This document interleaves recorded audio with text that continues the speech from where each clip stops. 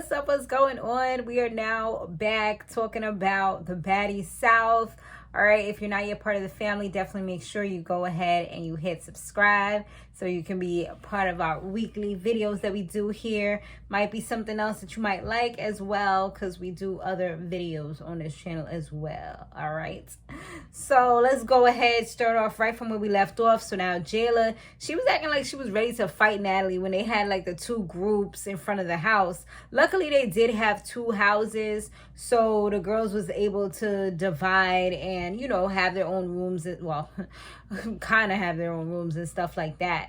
So Natalie, she was just trying to like really avoid the situation, and I did feel like she was really being a bigger person, you know, and not like popping off at the mouth. Like, I've seen so much growth from her over the last few years, and I don't think it's just because it's like, oh, Jela's a big bad wolf and she didn't want to like have any conflict with her. I think it's also, she was also trying to be a little bit of a bigger person and not fight, even though she did fight a lot in the last season.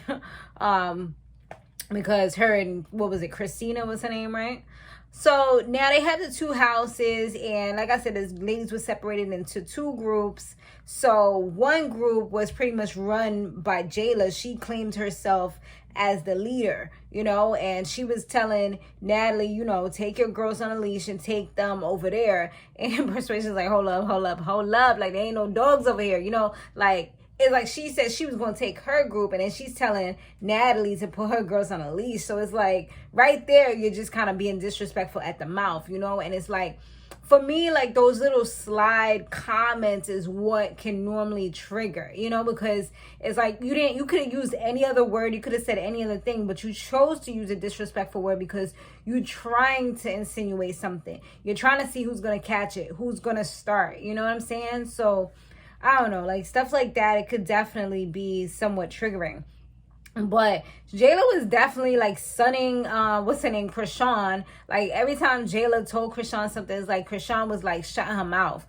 She was like not saying nothing at all. Maybe because, you know, Jela showed that she actually knows how to fight. So it's like now Chrisean's like, all right, let me chill a little bit because I see like she can handle me or whatever. I don't know what it was, but I would definitely like to see them kind of get into something at some point, but I don't know if it's going to happen because it do seem like Chrisean was like just listening to everything that Jela was telling her. You know, like even when Natalie was like, well, it looks like you're the leader of this team. She's like, yes, I am the leader. Like, and she was like, period. You know what I'm saying? And nobody said anything. It's like, and there was another scene in the house where she was like, you know, I'm going to tell my girls. She told them like, oh, go over there. I'm going to tell you what happens when I come back. You know, because Natalie had reached out to her and wanted to have a conversation. So she was telling all the girls, and she was just being real slick with it. And then she's like, you know, you guys stay here and I'm going to go talk to her and I'll come back and let you guys know. But it's like the way she was talking is just pretty much like she officially was the proclaimed leader of the group. You know what I'm saying?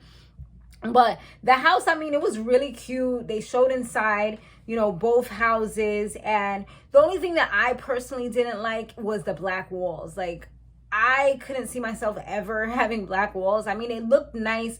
It was giving me like gothic cute vibes, you know, like punk rock star or gothic type of vibes. But it also had like a little bit of a whimsical feel to it with the butterflies and the flowers and things like that. So, I mean, it's something that I can tolerate for a short amount of time, but I know those black walls will definitely get to me because I like things that are bright. I like uplifting. I like daylight.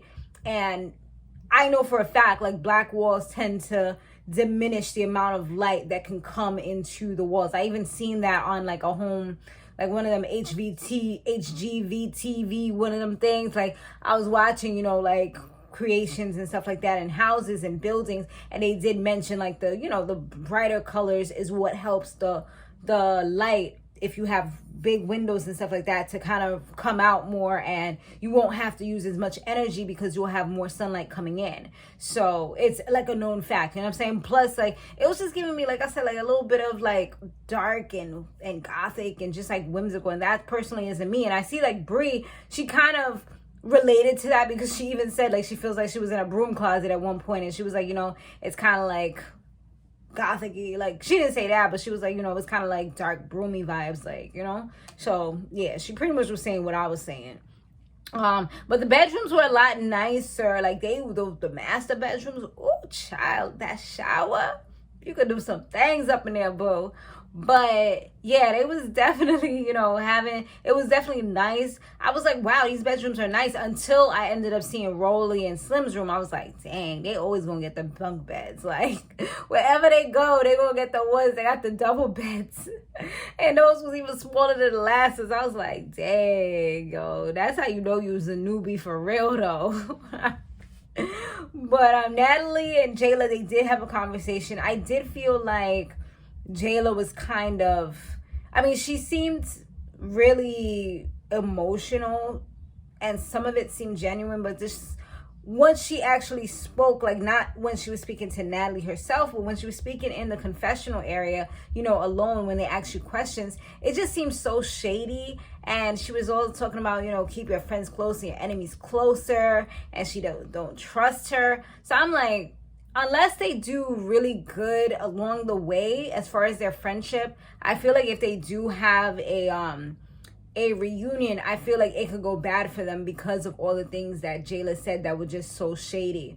It seems like the big thing that caused them to have like a big mix up and all of this stuff is something about, I guess, Natalie unfollowed Jela, and then everybody was talking about it. I guess like her followers and stuff were telling her, or yeah, something along those lines. So that's why they had animosity towards each other. But it's crazy because it didn't seem like there was much like really craziness until the night of the party. That was one. And then like after that, there were other scenes. But it's like, did you not know she unfollowed you when you got there? Because it seemed like y'all had some good days, you know what I'm saying? Until the whole, you want to be taking Chrisean's side when Chrisean was acting a damn fool on the bus.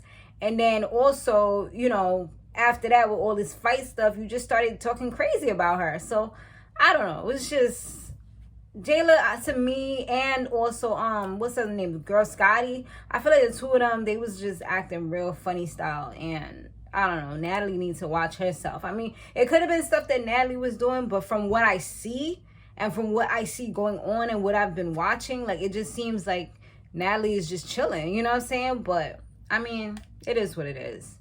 So they end up not really saying much of anything.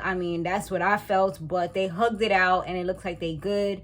They did some little tractor ride in Nashville. All the girls was together and it seemed like it ended up peaceful. So at least that they was able to finally do something fun in the city, so maybe it might be the beginning of good stuff, but it looked like, the coming attractions look like they're going to be talking crap about each other again, and talking about something about old persuasion. Like, why y'all hugged, y'all had a little talk, y'all was good. Now because you don't have no drama going on, you trying to find somebody to start drama with again. Like now you trying to like start something up with this girl again because you felt like, you was able to kind of match her or whatever, and maybe you feel like you could take her again.